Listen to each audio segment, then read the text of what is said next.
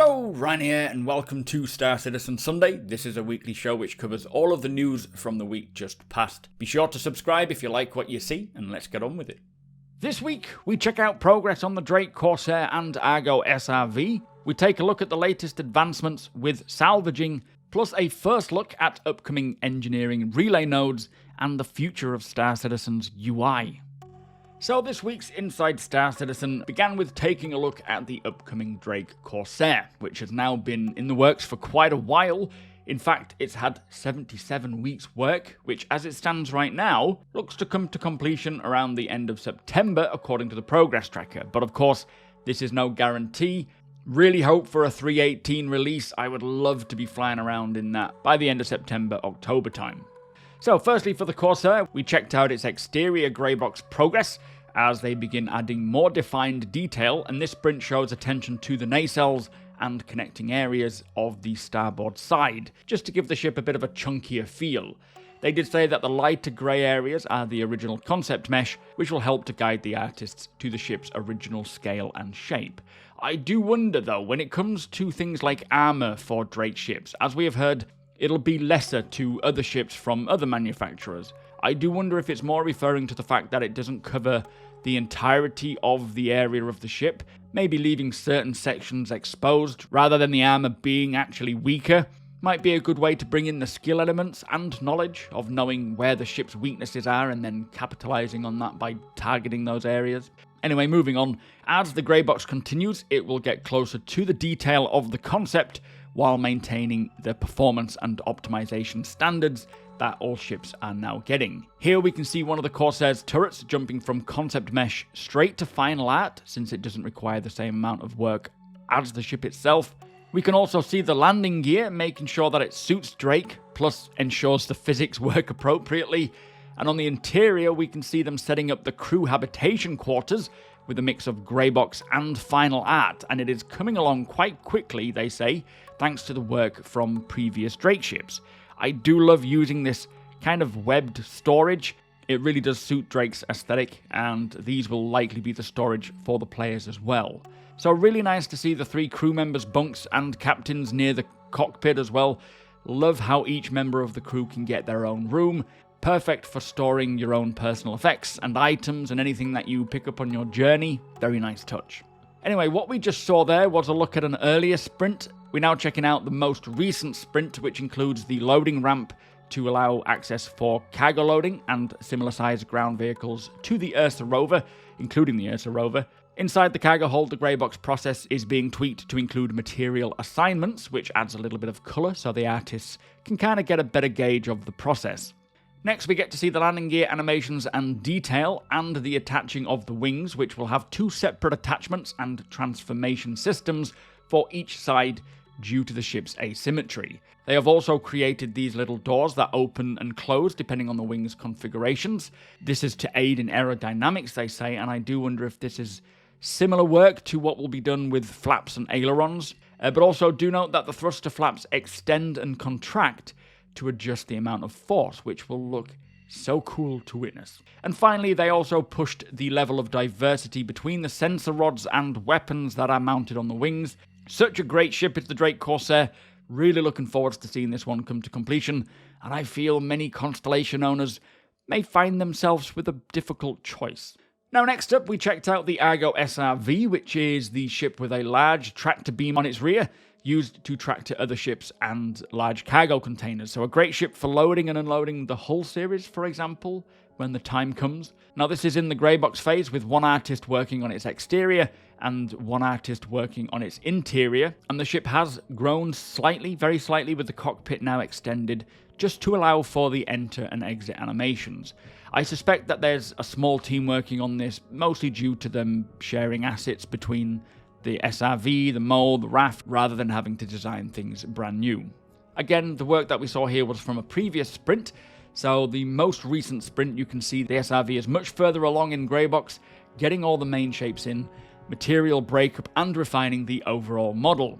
So really nice to catch up with the SRV. It is coming along a lot quicker than I thought it would, as the work on it on the progress tracker doesn't look to complete until early December. I wonder if they're planning to get this out sooner. We will have to wait and see. It's a shame we didn't get to check out the RSI Apollo this episode though, that would have been really nice, but they'll probably save that for another day. Next up, we saw some more images of the Banu Merchantman with a better field of view to show its shape off, coming along very nicely, and then from here they showed us the first iteration of the Vehicle Salvage HUD UI iconography, and this is, as Jared says, for the upcoming Vulture, Reclaimer, and more. So could he be referring to one of these unannounced vehicles, maybe one being a new salvaging vehicle? I'm still betting that we will see the release of a straight-to-drivable ground vehicle for salvage in 3.18. Not heard any leaks or information about this, I just get the impression that's what they're planning to do. It would make sense in my eyes. Now in this image on the left are all the details about the target vehicle that you're trying to salvage, like remaining surface area left to scrape, your remaining cargo space and extraction rate, and on the right here you can see the type of nozzle, the type of cutter and tractor beam you have, plus other various attributes that you might need to pay attention to, and the range to the target. I do wonder when it comes to upgrading our salvaging equipment, whether it'll be individual pieces, like we could maybe have a better laser, or cutter or tractor beam individually, or whether it's replacing one that will change all of them. I do hope for the more individual changing, but we will see. And then here is a very early in-engine HUD test, with first the Vulture and then the Reclaimer. Do bear in mind the visual effects are still very early days. I expect these will change quite a bit before they release to live. And Jared did say that they will show more of the salvaging process on an Inside Star Citizen closer to its release. Most likely have a dedicated segment before 3.18. So really nice work coming along there with the HUD. Also just highlighting some customization options. Now something else mentioned is that due to the work being done on the gimbal system for hull scraping, this has led to new tech that may one day change the way all gimbals work, as here they are showing variable drag and speed based on the size and weight for both the gimbal and the items attached, which means more customization for us, allowing for either faster, smoother gimbals that have lighter or smaller items attached, versus slower, weightier gimbals that may have larger items attached, which they did say could lead to the removal of size restrictions for weapons that are on gimbals. So one day we could use the Hardpoint's maximum size weapon with a gimbal, but of course the trade-off being the drag and speed at which the weapon can move. So pretty big news there, especially for the combat arena, but it's always exciting to see how Star Citizen evolves, and also, like many other cases, for example signed distance fields, how technology developed for one thing can then be applied elsewhere. Really interested to see where this goes, but seems like good progress.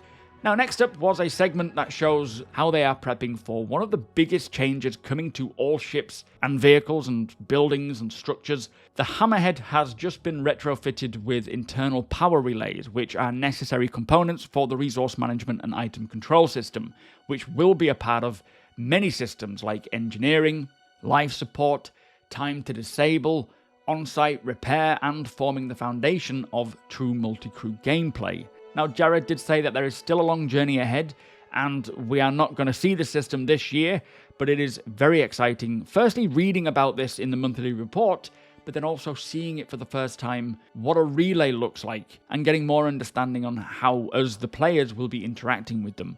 Really can't wait to see this develop, and I'm so happy that they're now starting to roll this into the ships. Now, to finish with, we took a look at the recent tests on the UI card system, which is what CIG are using to display the game's UI dynamically and diegetically, meaning within the game world. Firstly, we can see a holographic keyboard, which will be great for ships like Origin or maybe Misk, more of a high-end looking display. 3D warning signs like this no entry sign here on the Stratus Shopping Mall elevator.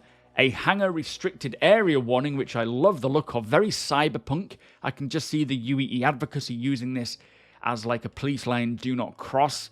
That would be cool. And then finally a hangar ship customization terminal, which has floating 360 UI popping up to display the information. And I really love the style of this and potential that this can allow. Not a fan of the stand here approach. I would rather it be a post with a button of sorts.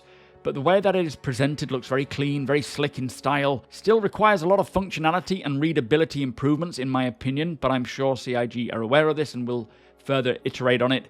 But as a demonstration of what they can now do with this new system that uses building blocks as well, and not this old legacy flash system, is huge. Massive potential here for expanding the UI.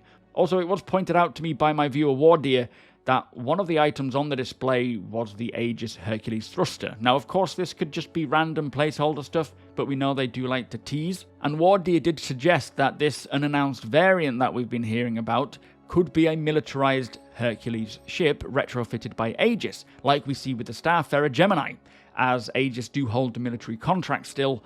So a pretty nice catch there, and I can certainly see this as a possibility, potentially a future variant, even if it is not this upcoming unannounced variant.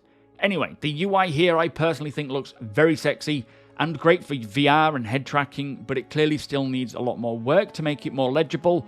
But overall, I think it is great for many areas of the game, including our personal hangars when it comes to customizing our ships, and the UI may even change in design and style depending on the hangar that we are using. Selfland, for example, being more low-tech and Revel and York being high-tech. So a great demo, and I can't wait to see what the new Star Map and Moby-Glass look like as we are getting closer to these kinds of styles that we saw years ago that I have just been patiently waiting for to arrive. Anyway, that was Inside Star Citizen, a great episode. Again, shame we didn't get to see the Apollo, but when it's ready, I'm sure they will show it off. But with that said, let us move on. So also this week, Star Citizen Live was with the developer who created the Orison Buggy Racetrack that is coming in Alpha 3.18, in which the dev went through the process of how he goes about creating these tracks. So nice for those interested in this process, and I am personally looking forwards to giving the 3.18 track a go, setting up races with the org. Plus, one day a full buggy racing league would be great. I also hope for 3.18 that we will see updates to the wheeled vehicle physics and the gold standard PTV. That would be a nice addition as well. Anyway, moving on, there was a new portfolio post titled The Bremen Beltway, which reminds me that I am yet to read this. The Squadron 42 monthly report was released to the comlink. This, as well as the Persistent Universe monthly report, I have already covered here on YouTube, so I will drop those links in the description below if you want to keep up with all of the progress over the last month. CIG has shared some information on which Bar Citizen events they will be attending, so if you are making your way to one of these, do be sure to say hello to them. And finally, in regards to 3.17.2, the PTU build, which looks to fix and improve the current live build, is still on the PTU. There was a new build a couple of days ago which helped to track down issues with medical beacons not paying out upon revival, which would be a very nice addition. More elevator fixes and continued Siege of Orison testing, plus Ninetales lockdown. So great to see continued testing and hotfixing in many areas.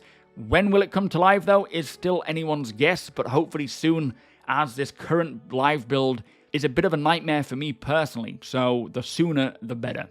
So that brings us to the end of the show. If you do enjoy my content, please consider subscribing and hitting that like button. Also, I am able to do this thanks to my very generous patrons and channel members. If you appreciate what I do and would like to help make it even better from as little as $1 a month, all of the links are provided below.